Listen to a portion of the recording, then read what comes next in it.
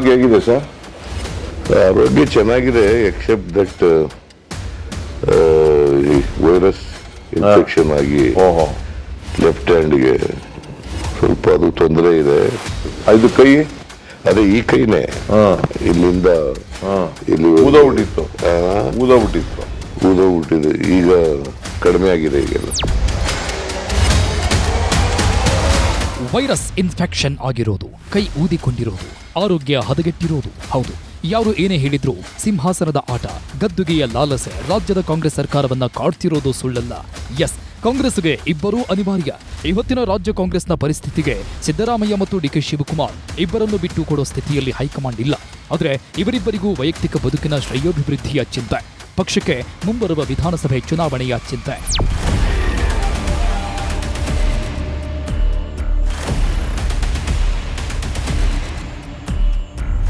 ಆ ಚಿಂತೆ ಎಷ್ಟರ ಮಟ್ಟಿಗಿದೆ ಅಂದ್ರೆ, ಯಾವುದೇ ಸಭೆ ಸಮಾರಂಭಕ್ಕೆ ಹೋದ್ರೂ ಅದೇ ಮಾತು.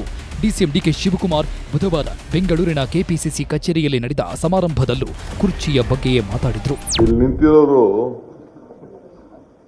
ಈ ಚೇರ್ ಬೆಲೆ ಗೊತ್ತಿಲ್ಲ ಇವ್ರಿಗೆ.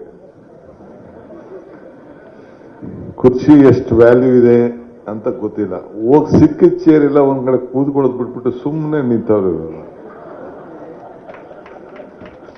ನೋಡಿ, ಅಲ್ಲೂ 2 ಚೇರ್ ಇದೆ, ಕೆಳಗಡೆ ಚೇರ್ ಇದೆ. ಎಲ್ಲ ಸೀನಿಯರ್ ಲೀಡರ್ಸ್ ಎಲ್ಲ ಕೆಳಗಡೆ ಕೂತವ್ರೆ ನೋಡಿ. MLA ಗಳು, MP ಆಗಿದ್ದವರು, ಮಂತ್ರಿ ಆಗಿದ್ದವರು ಎಲ್ಲ ಕೆಳಗಡೆ ಕೂತವ್ರೆ. ಇವ್ರು ಚೇರ್ ಬೇಡ ಅಂತ ಇವ್ರು ನಿಂತವ್ರು. ನಿಮ್ಗೆ ಯಾವ ಚೇರು ಸಿಗಲ್ಲ. ಎಸ್, ರಾಜ್ಯ ಕಾಂಗ್ರೆಸ್ ಪಾರ್ಟಿ ನಿರ್ಣಾಯಕ ಹಂತಕ್ಕೆ ಬಂದು ತಲುಪಿದೆ. ಸಿದ್ದರಾಮಯ್ಯ ಹಾಗೂ ಡಿಸಿಎಂ ಡಿಕೆ ಶಿವಕುಮಾರ್ ಮಧ್ಯೆ ಆಂತರಿಕ ಬಿಕ್ಕಟ್ಟು ಹೆಚ್ಚುತ್ತಿದೆ. ಇದು ಸರ್ಕಾರದ ಸ್ಥಿರತೆ ಮತ್ತು ಕಾಂಗ್ರೆಸ್ ಪಕ್ಷದ ಭವಿಷ್ಯದ ಬಗ್ಗೆ ಆತಂಕವನ್ನು ಮೂಡಿಸಿದೆ. ಈ ಸಂಘರ್ಷಕ್ಕೆ ಮೂಲ ಕಾರಣವೇ ಸಿಎಂ ಬದಲಾವಣೆ.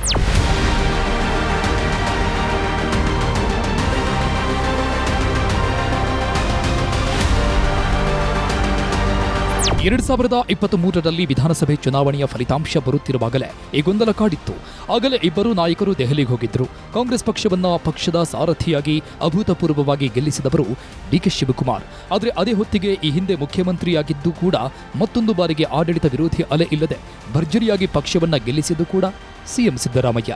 ಹಾಗಾಗಿಯೇ ಚುನಾವಣೆಯ ಫಲಿತಾಂಶ ಬಂದು ದೆಹಲಿಯ ವಿಮಾನ ಏರಿದಾಗಲೇ ಡಿಕೆ ಶಿವಕುಮಾರ್ ಅವರಿಗೆ ಅನುಮಾನ ಕಾಡಿತ್ತು.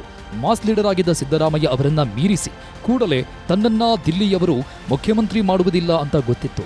ಆದರೆ ಈಗಲೇ ಹಠ ಹಿಡಿದರೆ ಮಾತ್ರ 30 ತಿಂಗಳ ನಂತರ ಕುರ್ಚಿಯಲ್ಲಿ ಕೂರಬಹುದು ಅನ್ನುವ ಲೆಕ್ಕಾಚಾರದಲ್ಲಿದ್ರು ಡಿಕೆ ಶಿವಕುಮಾರ್.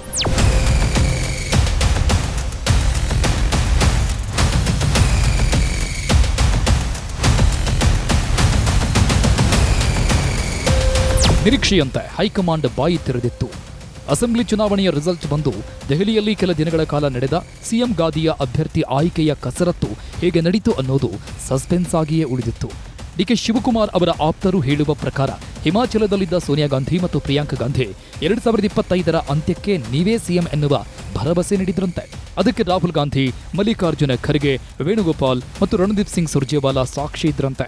ಆದರೆ ನಿಜಕ್ಕೂ ಈ ಹೈಕಮಾಂಡ್ ನಾಯಕರ ಮಧ್ಯೆ ಅದೇನು ಒಪ್ಪಂದವಾಯಿತು ಅನ್ನೋದು ಈ ಕ್ಷಣದವರೆಗೂ ಯಾರಿಗೂ ಗೊತ್ತಿಲ್ಲ. ಆದರೆ ಆಗಲೇ ಸಿಎಂ ಸಿದ್ದರಾಮಯ್ಯ ಮಾತ್ರ ಇನ್ನು 5 ವರ್ಷ ನಾನೇ ಸಿಎಂ ಅಂತ ಬಹಿರಂಗವಾಗಿಯೇ ಹೇಳಿಕೊಂಡಿದ್ರು. 5 ವರ್ಷ ನಮ್ಮದೇ ಸರ್ಕಾರ ಇರ್ತದೆ. ನಾನೀಗ ಮುಖ್ಯಮಂತ್ರಿ, ನಾನೇ ಮುಂದುವರಿತೀನಿ. ಯಾರು ಹೇಳಿದವ್ರಿ? ಅದೆಲ್ಲ ತೀರ್ಮಾನ ಮಾಡೋದು ಹೈಕಮಾಂಡ್ ರೀ. ಎನಿ ಕಾಂಗ್ರೆಸ್ ಪಾರ್ಟಿನಲ್ಲಿ ಇದು ರೀಜನಲ್ ಪಾರ್ಟಿ ಅಲ್ಲ, ಇದು ಇಟ್ಸ್ ಎ ನ್ಯಾಷನಲ್ ಪಾರ್ಟಿ. ಏನೇ ತೀರ್ಮಾನ ಆಗಬೇಕಾದ್ರೂ ಕೂಡ ಹೈಕಮಾಂಡ್ನ ಜೊತೆ ಚರ್ಚೆ ಮಾಡಿದೇನೆ ಏನೂ ತೀರ್ಮಾನ ಮಾಡೋಕ್ಕಾಗಲ್ಲ. ಗೊತ್ತಾಯ್ತಾ? ಈಗ ನಾನು ಯಾವುದೇ ಸರ್ಕಾರನ ಬದಲಾವಣೆ ಮಾಡೋಕ್ಕಾಗಲ್ಲ, ನಮ್ಮ ಸರ್ಕಾರ ಬದಲಾವಣೆ ಮಾಡೋಕ್ಕಾಗಲ್ಲ, ಮುಖ್ಯಮಂತ್ರಿಯಾಗಿ ಯಾರು MLA ಗಳು ಕೂಡ ಬದಲಾವಣೆ ಮಾಡೋಕ್ಕಾಗಲ್ಲ. ಹೈಕಮಾಂಡ್ನವರು ಇದಾರಲ್ಲ, ನಮಗೊಂದು ಹೈಕಮಾಂಡ್ ಅಂತ ಇದೆ. ಸಿದ್ದರಾಮಯ್ಯ ಆಪ್ತರನ್ನ ಕೇಳಿ ನೋಡಿದ್ರೆ ಹೈಕಮಾಂಡ್ ನಾಯಕರು ಸಿದ್ದರಾಮಯ್ಯ ಬಳಿ 30 ತಿಂಗಳ ಅವಧಿ ಬಗ್ಗೆ ಯಾವುದೇ ಪ್ರಸ್ತಾಪ ಮಾಡಿಲ್ಲ ಮತ್ತು ಅಂತಹ ಒಪ್ಪಂದಕ್ಕೆ ಒಪ್ಪಿಗೆಯನ್ನೂ ನೀಡಿಲ್ಲ ಅಂತಲೇ ಹೇಳ್ತಾರೆ. ಪೇಜು ಇರುವುದೇ ಇಲ್ಲಿ. ಡಿಕೆ ಶಿವಕುಮಾರ್ ಕಡೆಯವರು ಒಪ್ಪಂದ ಆಗಿದೆ, ಅದರಂತೆ ಈ ವರ್ಷದ ಅಂತ್ಯಕ್ಕೆ ಸಿಂಹಾಸನ ಖಾಲಿ ಕರೋ ಅನ್ನುತ್ತಿದ್ದರೆ ಸಿದ್ದರಾಮಯ್ಯ ಬಣ ಬೇಕಿದ್ದರೆ ಶಾಸಕರ ತಲೆ ಎಣಿಸಿ ಬಹುಮತ ಇದ್ದರೆ ನೋಡೋಣ ಅನ್ನುವ ರಣತಂತ್ರ ಹೆಣೆಯುತ್ತದೆ. ಬಹಿರಂಗವಾಗಿ ಯಾರು ಏನು ಹೇಳದೇ ಇದ್ರೂ ಒಳಗಿನಾಟ ಬೇರೆಯೇ ಇದ್ದಂತೆ ಕಾಣಿಸ್ತದೆ. ಅದಕ್ಕೆ ಕಾರಣ ಪವರ್ ಪಾಲಿಟಿಕ್ಸ್ ಮತ್ತು ಸಿದ್ದು ವರ್ಸಸ್ ಡಿಕೆ ನಡುವಿನ ಬಲ ಛಲ ಫಲ. ನನಗೆ ಯಾರು ಅಭಿಮಾನಿಗಳಿಲ್ಲ.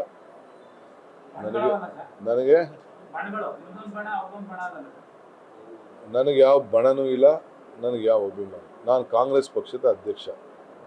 ನಮ್ದು ಒಂದು ಬಣ, ಕಾಂಗ್ರೆಸ್ ಬಣ. ಆಸೆಯಿಂದ ಅವ್ರು ಯಾರು ಕರೆದ್ರೆ ನಾನು ಯಾರನ್ನ ನಿಲ್ಸಕ್ಕಾಯ್ತಿದ್ದೆ, ಎಷ್ಟು ಜನ ನಿಲ್ಸಕ್ಕಾಯ್ತಿದ್ದೆ, ಎಷ್ಟು ಜನಕ್ಕೆ ಬೈಲಿ ನಾನು ಏನು ಮಾಡೋಕ್ಕಾಗಲ್ಲ. ನಾನು ಬೇಕಾದಷ್ಟು ಪ್ರಯತ್ನ ಪಟ್ಟಿದ್ದೀನಿ, ಹೇಳಿದ್ದೀನಿ. ಅವ್ರವ್ರಿಗೇನೋ ಕೆಲವು ಆಸೆಗಳಿರ್ತದೆ, ಅದಕ್ಕೆಲ್ಲ ನಾವು ತಲೆ ಕೆಡಿಸ್ಕೊಳ್ಳೋಕ್ಕಾಗಲ್ಲ. ಸಿಎಂ ಸಿದ್ದರಾಮಯ್ಯ ಮತ್ತು ಕೆಪಿಸಿಸಿ ಅಧ್ಯಕ್ಷ ಡಿಕೆ ಶಿವಕುಮಾರ್ ನಡುವಿನ ಸಿಂಹಾಸನದ ಕುರಿತ ಈ ಗೊಂದಲ, ಆ ಕಾರಣದಿಂದ ಕಾಂಗ್ರೆಸ್ನಲ್ಲಿ ಹುಟ್ಟಿರೋ ಬಣಗಳು ಬಹು ಹಿಂದಿನದ್ದು. ಆದರೆ ಇಬ್ಬರು ನಾಯಕರು ಅತ್ಯಂತ ಪ್ರಬಲರು ಅನ್ನೋದರಲ್ಲಿ ಎರಡು ಮಾತಿಲ್ಲ. ಸಿದ್ದರಾಮಯ್ಯ ಮಾಸ್ ಲೀಡರ್ ಆದ್ರೆ ಡಿಕೆ ಶಿವಕುಮಾರ್ ಕಾಂಗ್ರೆಸ್ನಲ್ಲಿರೋ ಪ್ರಬಲ ಒಕ್ಕಲಿಗ ಮತ್ತು ಗಟ್ಟಿ ಸಂಘಟಕ. 2022ರ ಅಕ್ಟೋಬರ್ 28ರಂದು ಭಾರತ್ ಜೋಡೋ ಯಾತ್ರೆ ಮಾಡುತ್ತಾ ರಾಹುಲ್ ಗಾಂಧಿ ಬಳ್ಳಾರಿಗೆ ಬಂದಾಗ ಈ ಇಬ್ಬರು ನಾಯಕರನ್ನು ಒಟ್ಟಿಗೆ ಕೂರಿಸಿ ಒಂದು ಅಪರೂಪದ ಸಂದರ್ಶನ ನಡೆಸಿದ್ರು. ಡಿಕೆ ಶಿವಕುಮಾರ್ ಅವರ ಬಳಿ ಸಿದ್ದರಾಮಯ್ಯರ ಅತಿದೊಡ್ಡ ಸ್ಟ್ರೆಂತ್ ಏನು ಅಂತ Rahul Gandhi ಪ್ರಶ್ನಿಸಿದ್ರು. What is his biggest strength? From the day one, he was been working on the social fabric of the backward class theory. And as a person, what is his biggest strength? As a person, he protects his followers. ಮತ್ತು ಇದೇ ಪ್ರಶ್ನೆಯನ್ನ CM ಸಿದ್ದರಾಮಯ್ಯಗೂ Rahul ಕೇಳಿದ್ರು.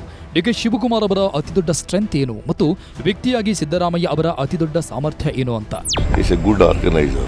His personal strength is tirelessly he works. ಆ ಕಾರ್ಯಕ್ರಮದ ವೇಳೆಯೂ ಈಗಿನಂತೆ CM Siddaramaiah ಮತ್ತು DCM DK Shivakumar ಮುನಿಸಿಕೊಂಡಿದ್ದಾರೆ ಎಂದು ಗುಲ್ಲೆಬ್ಬಿತ್ತು. ಅದೇ ಕಾರಣಕ್ಕೆ ರಾಹುಲ್ ಗಾಂಧಿ ಭಾರತ್ ಜೋಡೋ ಯಾತ್ರೆಯಲ್ಲೇ ಇಬ್ಬರನ್ನೂ ಕೈ ಹಿಡಿದುಕೊಂಡು ನಡೆಸಿದ್ರು. ಮೆರವಣಿಗೆಯಲ್ಲಿ ಸಿದ್ದರಾಮಯ್ಯ ಕಾಲು ನೋವಿದ್ರು, ರಾಹುಲ್ ಜೊತೆಗೆ ಭಾರತ್ ಜೋಡೋದಲ್ಲಿ ಓಡಿದ್ರು.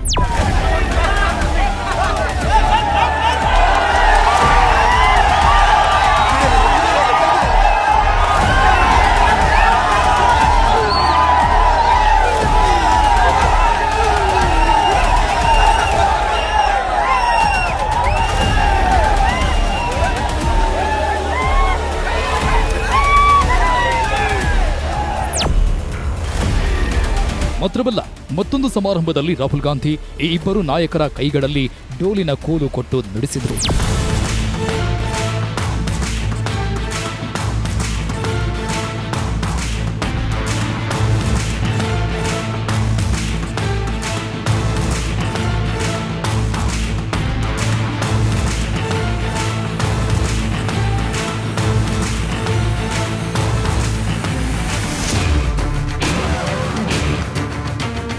ಆ ಮೂಲಕ ಅವರಿಬ್ಬರು ನಾಯಕರ ನಡುವೆ ಯಾವುದೇ ಮುನಿಸಿಲ್ಲ ಎಂಬುದನ್ನು ತೋರಿಸಲು ಪ್ರಯತ್ನಿಸಿದ್ರು. ಆದರೆ ದಿನ ಕಳೆದಂತೆ ಪದೇ ಪದೇ ಇಬ್ಬರ ನಡುವಿನ ಮುನಿಸು, ಸಿಂಹಾಸನದ ಹಪಾಹಪಿ ನಡೆಯುತ್ತಾ ಇತ್ತು. ಈ ಸರ್ಕಾರಕ್ಕೆ 2.5 ವರ್ಷ ತುಂಬುತ್ತಿದ್ದಂತೆ ಡಿಕೆ ಶಿವಕುಮಾರ್ ವಿಲವಿಲಗೊಂಡಿದ್ರು. ಈ ನವೆಂಬರ್ಗೆ ರಾಜ್ಯ ಕಾಂಗ್ರೆಸ್ ಸರ್ಕಾರಕ್ಕೆ 2.5 ವರ್ಷ ತುಂಬುತ್ತೆ. ಹಾಗಾಗಿಯೇ ಸಮಯ ಸಮೀಪಿಸುತ್ತಿದ್ದಂತೆ ಡಿಕೆಶಿ ಪವರ್ ಗೇಮ್ ಶುರುವಿಟ್ಟುಕೊಂಡಿದ್ದಾರೆ. ಹೈಕಮಾಂಡ್ಗೆ ಟೈಮ್ ಬಂತು ಅನ್ನೋದನ್ನ ನೆನಪಿಸುತ್ತಿದ್ದಾರೆ. ಈಗ ಸಿದ್ದರಾಮಯ್ಯ ಹಾಗೂ ಡಿಕೆಶಿ ಮಧ್ಯೆ ಮುಸುಕಿನ ಗುದ್ದಾಟ ನಡೆಯುತ್ತಿದ್ದು, ಕಾಂಗ್ರೆಸ್ ಪಕ್ಷ ಹಾಗೂ ಸರ್ಕಾರದ ಮುಂದಿನ ಪರಿಸ್ಥಿತಿ ಏನು ಎಂಬ ಕಳವಳ ಶುರುವಾಗಿದೆ. I am also an aspirant Yes, for the Chief Minister post. yes, Mr. D.K. Shivkumar is also an aspirant yes. for the Chief Minister's post. ಇದೇ ಹೊತ್ತಲ್ಲಿ ಈ ಇಬ್ಬರು ನಾಯಕರ ಬಲಾಬಲವೇನು, ಈ ಇಬ್ಬರ ಬದುಕಿನ ಛಲ ಏನು ಅನ್ನೋದು ಚರ್ಚೆ ಆಗ್ತಿದೆ. ಸಮಾಜವಾದಿ ಅಹಿಂದ ನಾಯಕ ಸಿಎಂ ಸಿದ್ದರಾಮಯ್ಯ ಒಂದು ಕಡೆಯಾದ್ರೆ, ಪ್ರಬಲ ಒಕ್ಕಲಿಗ ಪಕ್ಷದ ನಿಷ್ಠಾವಂತ ಸಂಘಟಕ ಡಿಕೆ ಶಿವಕುಮಾರ್ ಇನ್ನೊಂದು ಕಡೆ. ಈ ಎರಡು ಧ್ರುವಗಳು ಒಂದಾಗಿದ್ರೇನೆ ಕರ್ನಾಟಕದಲ್ಲಿ ಪಕ್ಷ ಗಟ್ಟಿಯಾಗಿರುತ್ತೆ ಅನ್ನೋದು ಹೈಕಮಾಂಡ್ ಲೆಕ್ಕಾಚಾರ. ಆದರೆ ಇಬ್ಬರ ನಡುವಿನ ವ್ಯಕ್ತಿತ್ವ, ಸಮಯ ಬಂದಾಗ ಕುರ್ಚಿ ಹಿಡಿಯಬೇಕೆಂಬ ವಾದ ಕಾಂಗ್ರೆಸ್ಗೆ ಇರಿಸುಮುರಿಸಿನ ಸನ್ನಿವೇಶವನ್ನ ಸೃಷ್ಟಿಸಿದೆ. ಹಾಗಾದ್ರೆ ಈ ಇಬ್ಬರು ನಾಯಕರ ಸ್ಟ್ರೆಂತ್ಗಳೇನು ಅಂತ ನೋಡೋದಾದ್ರೆ,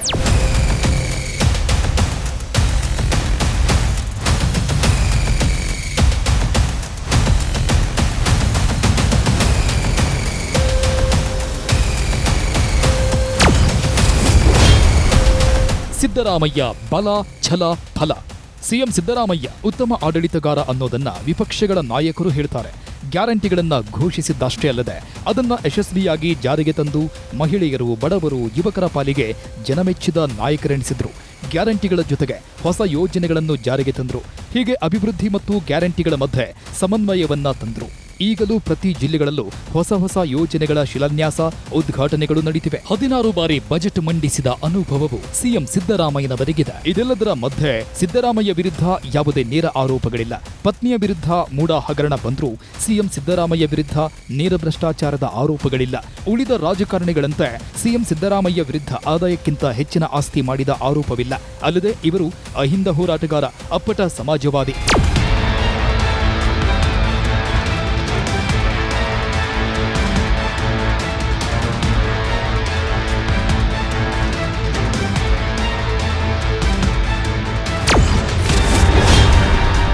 ಡಿಕೆ ಶಿವಕುಮಾರ್ ಬಲ, ಛಲ, ಫಲ.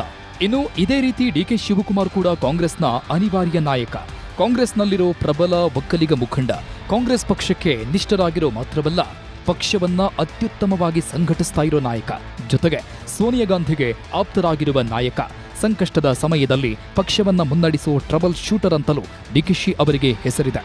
ಪಕ್ಷ ರಾಷ್ಟ್ರೀಯ ಮಟ್ಟದಲ್ಲಿ ಸಂಕಷ್ಟದಲ್ಲಿದ್ದಾಗಲೂ ಡಿಕೆಶಿ ಅವರನ್ನ ಬಳಸಿಕೊಳ್ಳುತ್ತಿದೆ. ಹೀಗೆ ಮುನ್ನುಗ್ಗಿ ಹೋಗೋ ಡೇರಿಂಗ್ ಇರೋ ಯಾವುದೇ ಪಕ್ಷದಲ್ಲೂ ಅಪರೂಪದ ನಾಯಕತ್ವ ಗುಣವುಳ್ಳವರು ಡಿಕೆ ಶಿವಕುಮಾರ್.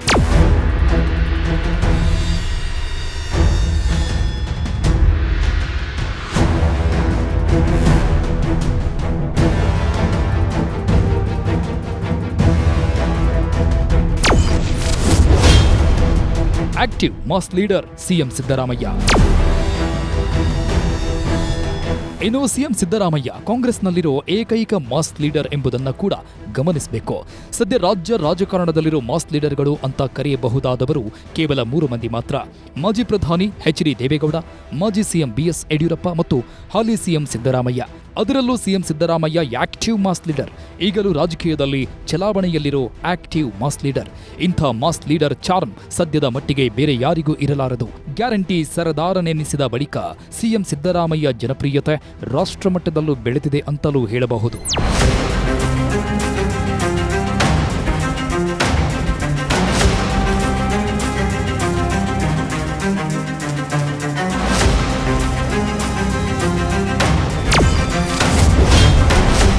ಇಬ್ಬರು ಛಲ ಬಿಡದ ವಿಕ್ರಮಿಗಳು.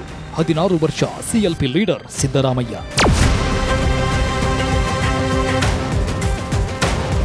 ಸಿಎಂ ಸಿದ್ದರಾಮಯ್ಯ ಮತ್ತು ಡಿಸಿಎಂ ಡಿಕೆ ಶಿವಕುಮಾರ್ ಇಬ್ಬರ ರಾಜಕೀಯ ಬದುಕು ಕೂಡ ಛಲದಿಂದಲೇ ಕೂಡಿದ್ದು. ಛಲ ಬಿಡದ ತ್ರಿವಿಕ್ರಮರಂತೆ ರಾಜಕೀಯದ ಈ ಸೋಪಾನದಲ್ಲಿ ಮೇಲೇರಿ ಬಂದವರು.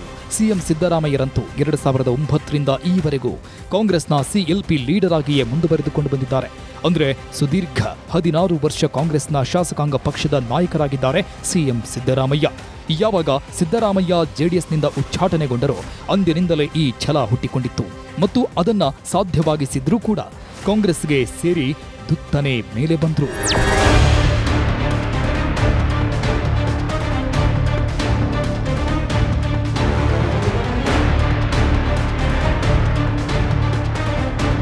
ಸಿಎಂ ಸಿದ್ದರಾಮಯ್ಯ ಅವರ ಅಹಿಂದ ಇಮೇಜ್, ಹಿಂದುಳಿದ ವರ್ಗಗಳ ನಾಯಕನೆಂಬ ಇಮೇಜ್ ಪ್ಲಸ್ ಪಾಯಿಂಟ್. ಹಿಂದುಳಿದ ವರ್ಗಗಳ ಬೆಂಬಲವಿದ್ದ ಕಾರಣವೇ ಸಿದ್ದರಾಮಯ್ಯ ಜೆಡಿಎಸ್ನಲ್ಲಿದ್ದಾಗ ಆ ಪಕ್ಷ ಹಲವು ಸೀಟುಗಳನ್ನು ಪಡೆದುಕೊಂಡಿತ್ತು. ಸಿದ್ದರಾಮಯ್ಯ ಕಾಂಗ್ರೆಸ್ಗೆ ಬಂದಾಗ ಆ ಹಿಂದುಳಿದ ವರ್ಗಗಳ ಬೆಂಬಲ ಕಾಂಗ್ರೆಸ್ಗೆ ಮರಳಿತು. ಈಗಲೂ ಕಾಂಗ್ರೆಸ್ಗೆ ಸಿದ್ದರಾಮಯ್ಯ ನಾಯಕತ್ವದ ಕಾರಣಕ್ಕೆ ಬಹುತೇಕ ಹಿಂದುಳಿದ ವರ್ಗಗಳ ಬೆಂಬಲವಿದೆ ಅನ್ನೋದನ್ನ ಯಾರೂ ಅಲ್ಲಗಳೆಯಲಕ್ಕಾಗದು. ಇನ್ನು ಕಾಂಗ್ರೆಸ್ನಲ್ಲಿ ನಿವೃತ್ತಿಯ ವಯೋಮಿತಿ ಇಲ್ಲದೆ ಇರೋ ಕಾರಣಕ್ಕೆ ಸಿಎಂ ಆಗಿಯೇ ಮುಂದುವರಿಯೋದಕ್ಕೆ ಸಿದ್ದರಾಮಯ್ಯ ಬಯಸಿದ್ದಾರೆ.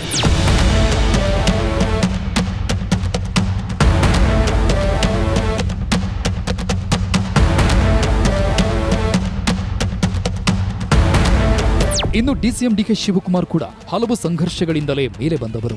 ಪಕ್ಷ ರಾಜ್ಯದಲ್ಲಿ ಮಾತ್ರವಲ್ಲದೆ ರಾಷ್ಟ್ರಮಟ್ಟದಲ್ಲೂ ಸಂಕಷ್ಟಕ್ಕೆ ಸಿಲುಕಿದಾಗ ಅದನ್ನ ಪಾರು ಮಾಡಿದವರು ಡಿಕೆ ಶಿವಕುಮಾರ್. ಹಾಗಾಗಿಯೇ ಕಾಂಗ್ರೆಸ್ನ ಟ್ರಬಲ್ ಶೂಟರ್ ಎಂದ ಡಿಕೆಶಿ ಪ್ರಸಿದ್ಧರು.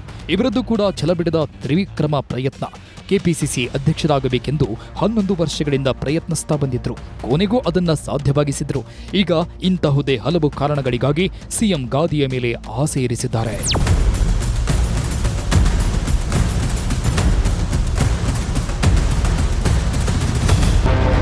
ಡಿ.ಕೆ. ಶಿವಕುಮಾರ್ ನೇತೃತ್ವದಲ್ಲಿ ಚುನಾವಣೆ ಮಾಡಿಕೊಂಡು ಅವಾಗ ಅವರೇ 5 ವರ್ಷ ಮುಖ್ಯಮಂತ್ರಿ ಆಗಿ ನೋಡಿ, ಅವ್ರಿಗೆ ಆಸೆ ಇದ್ದೇ ಇರೋದು ಆಗ್ಬೇಕಂತ CM ಆಗಲಿಕ್ಕೆ.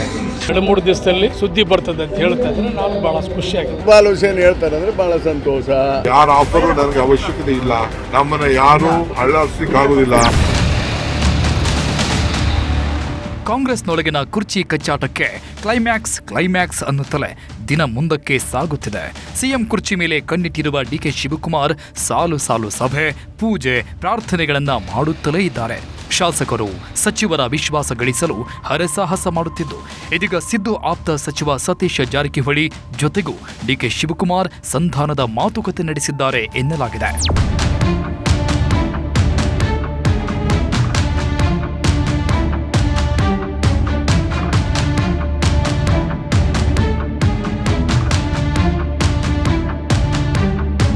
ಮಂಗಳವಾರ ರಾತ್ರಿ ಖಾಸಗಿ ಹೋಟೆಲ್ನಲ್ಲಿ ಸತೀಶ್ ಜಾರಕಿಹೊಳಿ ಜೊತೆ ಡಿ.ಕೆ. ಶಿವಕುಮಾರ್ 1 ಗಂಟೆಗೂ ಹೆಚ್ಚು ಕಾಲ ಚರ್ಚೆ ಮಾಡಿದ್ದಾರೆ.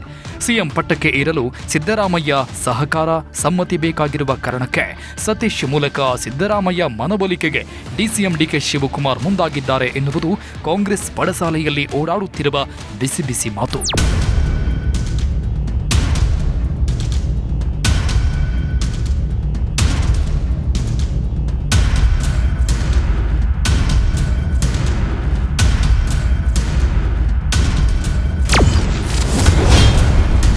ಸಿಎಂ ಸ್ಥಾನ ಬಿಟ್ಟುಕೊಡುವಂತೆ ಸಿಎಂ ಮನವೊಲಿಸಿ ಎಂದು ಡಿ.ಕೆ. ಶಿವಕುಮಾರ್ ವಿನಂತಿ ಮಾಡಿದ್ದಾರಂತೆ. ಉಳಿದ ಅವಧಿಗೆ ಸಿಎಂ ಸ್ಥಾನ ಬಿಟ್ಟುಕೊಡಲು ಹೇಳಿ. ಸಿದ್ದರಾಮಯ್ಯ ಪಕ್ಷಕ್ಕೆ ಬಂದಾಗಿನಿಂದ ಅಧಿಕಾರದಲ್ಲಿದ್ದಾರೆ. ಕಾಂಗ್ರೆಸ್ ಪಕ್ಷ ಎಲ್ಲವನ್ನೂ ಸಿದ್ದರಾಮಯ್ಯನವರಿಗೆ ಕೊಟ್ಟಿದೆ. ಸಿದ್ದರಾಮಯ್ಯ ಮಾರ್ಗದರ್ಶನದಲ್ಲಿ ಸರ್ಕಾರ ನಡೆಸುತ್ತೇನೆ. ನಾನು ಸಿಎಂ ಆದರೆ ನೀವೇ ಕೆಪಿಸಿಸಿ ಅಧ್ಯಕ್ಷರಾಗಿ ಕೆಪಿಸಿಸಿ ಅಧ್ಯಕ್ಷ ಸ್ಥಾನದ ಜೊತೆಗೆ ಬಯಸಿದ ಖಾತೆಯನ್ನೂ ಕೊಡುತ್ತೇನೆ. ನನ್ನ ರೀತಿ 2 ಹುದ್ದೆಗಳಲ್ಲಿ ಮುಂದುವರಿಯಿರಿ. ನಾವೆಲ್ಲ ಒಟ್ಟಾಗಿ ಮತ್ತೆ ಪಕ್ಷವನ್ನ ಅಧಿಕಾರಕ್ಕೆ ತರೋಣ ಎಂದು ಸತೀಶ್ ಜೊತೆ ಶಿವಕುಮಾರ್ ಹೇಳಿಕೊಂಡಿದ್ದಾರಂತೆ. ಆದರೆ ಡಿಸಿಎಂ ಮಾತಿಗೆ ಸತೀಶ್ ಜಾರಕಿಹೊಳಿ ಜಾಣ ಉತ್ತರ ಕೊಟ್ಟು ಬಂದಿದ್ದಾರಂತೆ.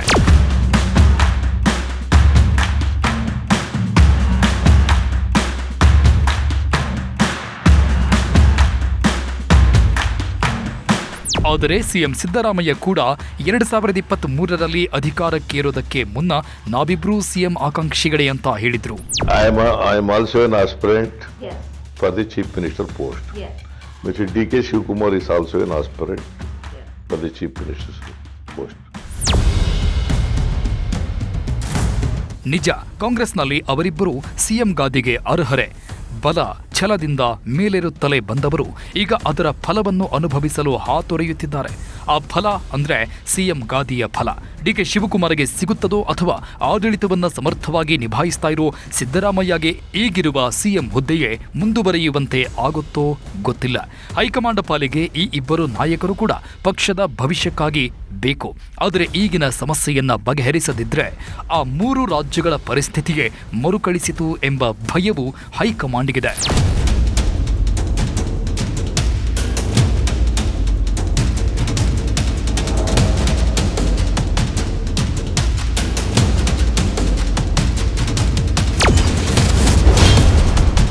ರಾಜ್ಯದಲ್ಲಿ ಈಗ ನಡೀತಾ ಇರುವಂತೆ ಇಬ್ಬರು ನಾಯಕರ ನಡುವೆ ಪೈಪೋಟಿ, ಜಗಳ, ಕಿತ್ತಾಟ, ರಂಪಾಟ ಕಳೆದ 6 ವರ್ಷದಲ್ಲಿ ಕಾಂಗ್ರೆಸ್ನಲ್ಲಿ 3 ರಾಜ್ಯಗಳಲ್ಲಿ ನಡೆದಿದೆ.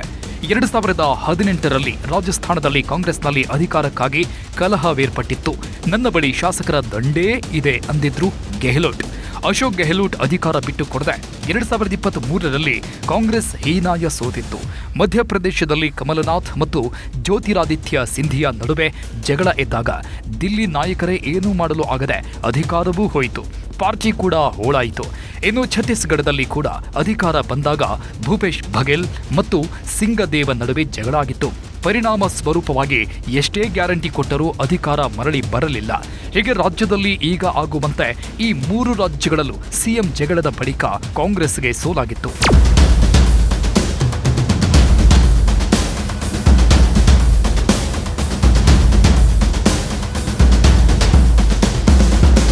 ಸಿಂಹಾಸನದ ರುಚಿ ಮತ್ತು ಮಹಿಮೆಯೇ ಹಂಗೆ. ಅದರ ಮೇಲೆ ಒಮ್ಮೆ ಕೂತರೆ ಕೆಳಗೆ ಇಳಿಯಲು ಮನಸ್ಸು ಬರುವುದಿಲ್ಲ. ಹಾಗೆಯೇ ಸಿಂಹಾಸನದ ಕನಸು ಬಿದ್ದರೆ ನನಸು ಆಗುವವರೆಗೂ ಅದು ನಿಮ್ಮನ್ನ ಸುಮ್ಮನೆ ಕೂರಲು ಬಿಡುವುದಿಲ್ಲ. ಸಿಎಂ ಸಿದ್ದರಾಮಯ್ಯ ಮತ್ತು ಡಿಸಿಎಂ ಡಿ.ಕೆ. ಶಿವಕುಮಾರ್ ಅವರ ನಡುವಿನ ಪರಿಸ್ಥಿತಿ ಹೀಗೆಯೇ ಆಗಿದೆ.